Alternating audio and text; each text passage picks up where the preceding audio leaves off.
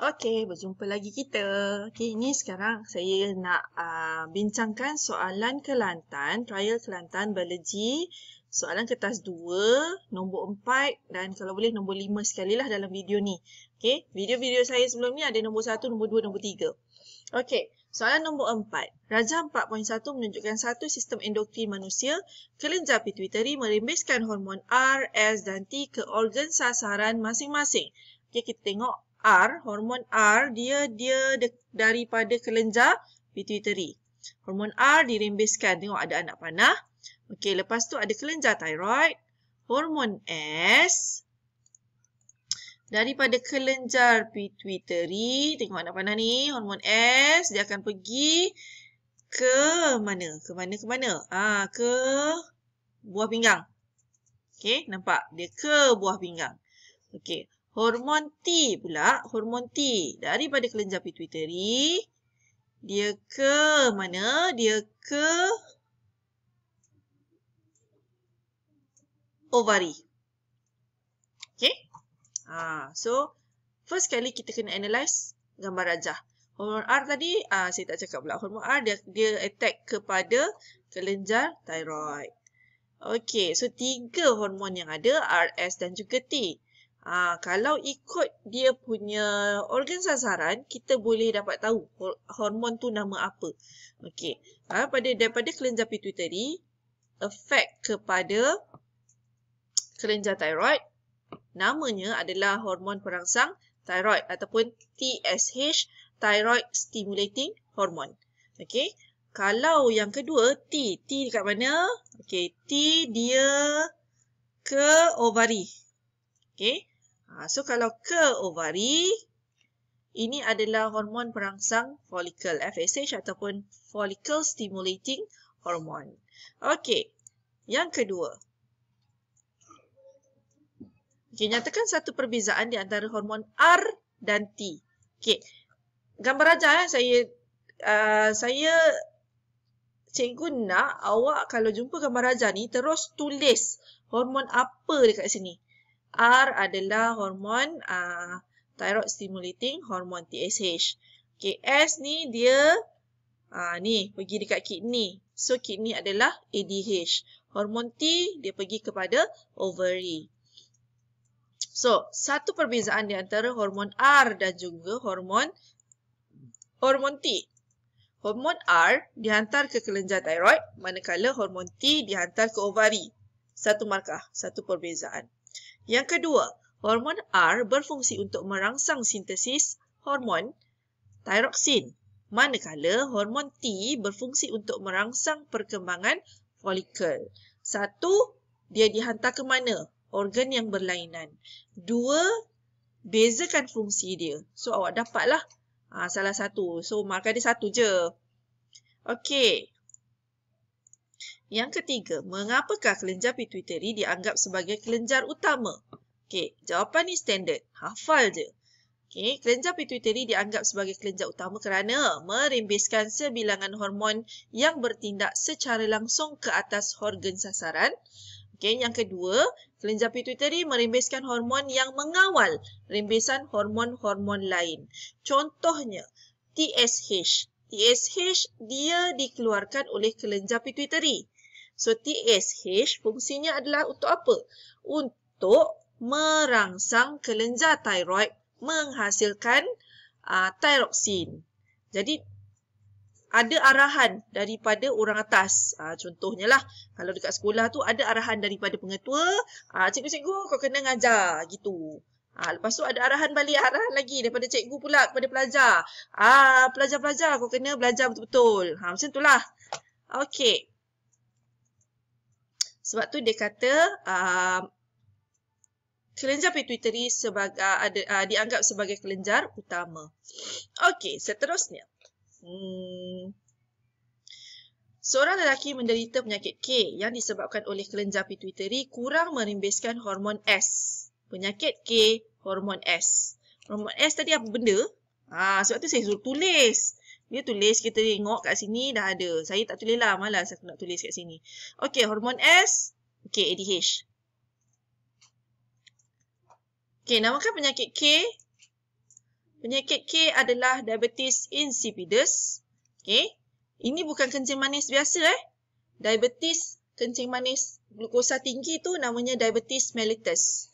Ini adalah diabetes insipidus. Okey. Ini dia punya soalan yang kedua. Terangkan penyakit tersebut. Okey. Hormon S adalah ADH. 1 markah. Penghasilan air kencing dalam kuantiti yang banyak sebab sekejap saya tengok. Disebabkan kurang ADH. Okey, ADH ni fungsinya adalah untuk meningkatkan ketelapan duktus pengumpul kepada air. So ADH dia sekarang ni kurang. Bila kurang, air yang sepatutnya dimasukkan ke dalam kapilari darah semula, dia tak boleh masuk. Sebab ADH tak ada. ADH kurang, jadi pintu ni tak boleh buka untuk air. Jadi, air yang sepatutnya diserap ke dalam badan akan dikeluarkan menjadi air kencing. So, air kencing dia banyak, tapi badan dia tak cukup air. Ini adalah penyakit diabetes insipidus. Dia banyak menghasilkan air kencing, tapi badan dia dehydrated. Okey, itu penyakit diabetes insipidus. Okey, seterusnya. Soalan. Rajah 4.2 menunjukkan struktur kulit manusia dalam satu situasi. Okey, ada rambut tegak. Berdasarkan 4.2, Rajah 4.2, terangkan tindakan X. Tindakan X ini adalah otot erector dalam mengawal atur suhu badan pada situasi tersebut. Okey. X ialah otot erector. X akan mengecut 1 markah. Ini akan menarik rambut ke atas. Rambut ni bulu roma lah maksudnya. Okey, lapisan udara lebih tebal akan terperangkap. 3. Kurang haba terbebas ke persekitaran, suhu badan akan kembali normal. Ini biasanya berlaku bila? Sebab ini berlaku pada waktu sejuk. Bukan waktu sejuk, kita dalam keadaan sejuk, kita dalam bilik aircon, contohnya pada waktu malam. Nak kata pergi tempat salji, bolehlah dalam mimpi. Okey? Tak boleh keluar kan sekarang. Sekarang ni COVID. So, nak pergi luar negara, nanti. Okey, bukan sekarang. Okey, so bila kita dalam keadaan sejuk, otot erector akan mengecut. Bila dia kecut, dia macam ni tau. Dia macam ni. So, otot erector ni dia akan tarik. So, bulu roma ni akan tegak berdiri. Kalau otot erector ni mengendur, dia akan jatuh semula. Dia macam tu. Okey.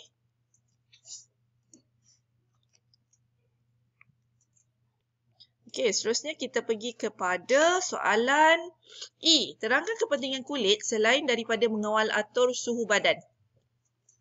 Okey, selain daripada mengawal atur suhu badan, kulit berfungsi bertindak sebagai barisan pertahanan badan pertama, iaitu sebagai lapisan pelindung. Okey, kenapa kita ada kulit? Dan kulit kita ni pula, dia kalis kepada air. Ini adalah untuk mencegah kemasukan patogen ke dalam badan.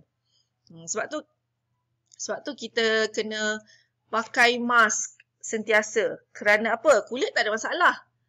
Patogen tidak akan meresap melalui kulit kecuali luka. Okey, kalau ada luka maksudnya dah terbuka. Kita kena pakai mask. Tutup hidung dengan mulut. Mata pun sebenarnya kena tutup. Lebih selamat kalau pakai cermin mata.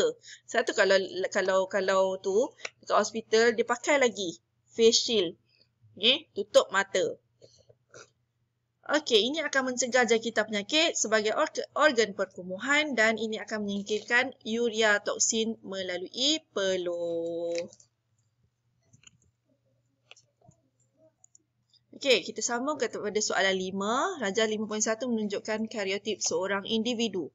Okey, kalau kita tengok dekat sini ni X sebatang kara. Seorang diri. Okey. So dia dekat sini X. Kalau ni je dia ada 3. Yang pertama XXY. XXY adalah sindrom Klinefelter. X sahaja ni, ini adalah sindrom Turner. Dan lagi satu, kalau awak tengok dekat jujukan yang ke-21 ni, ada 3. Itu adalah sindrom Down. 3 tu je dalam SPM. Yang lain, lantak lah. Okey, namakan penyakit genetik yang dihidapi oleh individu itu. Ini adalah sindrom Turner. Okey. Bilangan kromosom. Nyatakan bilangan kromosom anak tu. Kalau susah-susah kau tak hafal, kau kira je lah ada berapa. Kira 2, 22 darab 2, 44 dan campur 1, 45. Jangan salah. Okey, 44 campur X ataupun 45. Okey, kemudian. Terangkan bagaimana kesilapan semasa membentuk sel sperma boleh menyebabkan penyakit genetik ini. Okey, kita kena terangkan semasa meiosis. Meiosis itu tidak normal berlaku dalam testis. Okey, di mana kromosom homolog gagal berpisah. Okey, awak jawab ini je. Meiosis tidak normal berlaku dalam testis. Sperma daripada ayah tanpa kromosom seks telah bersenyawa dengan ovum ibu. Okey, ini akan menghasilkan zygot 44 campur X yang mempunyai satu kromosom X sahaja daripada ibu. Ini akan menyebabkan pengurangan dalam nombor kromosom. Okey, ataupun berlakunya mutasi kromosom. Itu jawapan. Sebenarnya hafal je lah. Okey. Kadar mutasi semula jadi adalah rendah namun boleh ditingkatkan oleh faktor persekitaran. Cadangkan 2 faktor persekitaran yang boleh menyebabkan penyakit genetik. Okey. Okey, 2 faktor. Yang pertama sinar X, X-ray, UV light, sinar gamma, sinar radioaktif. Okey. Yang kedua, awak boleh jawab benzina, formaldehyde, asbestos. Ini adalah bahan-bahan yang biasanya terdapat di dalam pewarna perisa makanan. Okey, seterusnya. Razan 5.2 menunjukkan 2 spesies arnab yang berlainan iaitu Lepus eleni yang hidup di kawasan gurun manakala Lepus articus hidup di kawasan kutub. Okey, kedua-dua arnab mempunyai perbezaan yang nyata dari segi telinga. Tengok telinga dia. Terangkan perbezaan tersebut. Okey, perbezaan. Arnab Lepus eleni mempunyai telinga yang panjang berbanding arnab Lepus articus. Okey. So, terangkan telinga yang panjang untuk meningkatkan jumlah luas permukaan. Okey, arnab yang telinga pendek untuk mengurangkan jumlah luas permukaan. Okey, sebab tempat sejuk. Okey, untuk meningkatkan kadar kehilangan haba daripada badan dan mengurangkan suhu pada persekitaran yang panas. Okey, arnab yang telinga kecil tadi dia kecil kerana mengurangkan jumlah luas permukaan untuk mengurangkan kadar kehilangan haba dari badan dan meningkatkan suhu badan. Okey, soalan last sekali. Adakah ciri telinga kedua-dua arnab merupakan contoh kepada variasi? Jawapan, ini adalah bukan variasi. Kerana kedua-duanya daripada spesies yang berbeza. Okey. Okey, kenapa saya cepat? Sebab saya nak muatkan dalam video 15 minit. Sekarang ada 13 minit 30 saat. Okey. So saya sudah bincang soalan 1, 2, 3, 4, 5. Okey, nanti saya akan buat video juga untuk soalan seterusnya. 6, 7, 8 dan 9 soalan Kelantan. Dan bila habis tu nanti kita akan pergi ke set soalan yang lain. Okey, selagi belum exam, selagi itulah awak kena berusaha. Okey, saya harap awak boleh go through saya punya ni dan salin jawapan balik salin jawapan semula dekat dalam kertas yang saya bagi, dalam soalan yang saya bagi tu. Tolong salin, tolong hafal. Awak buat yang skema jawapan ni. InsyaAllah lah boleh dapat markah. Tak ada masa lagi kita nak tengok buku teks ke apa ke, tak ada dah. Okey, tengok soalan, tengok jawapan. Tengok soalan, tengok jawapan. Salin, hafal. Okey, itu sahaja untuk hari ni. Okey, saya stop video saya. Assalamualaikum. Salam sejahtera. Bye-bye.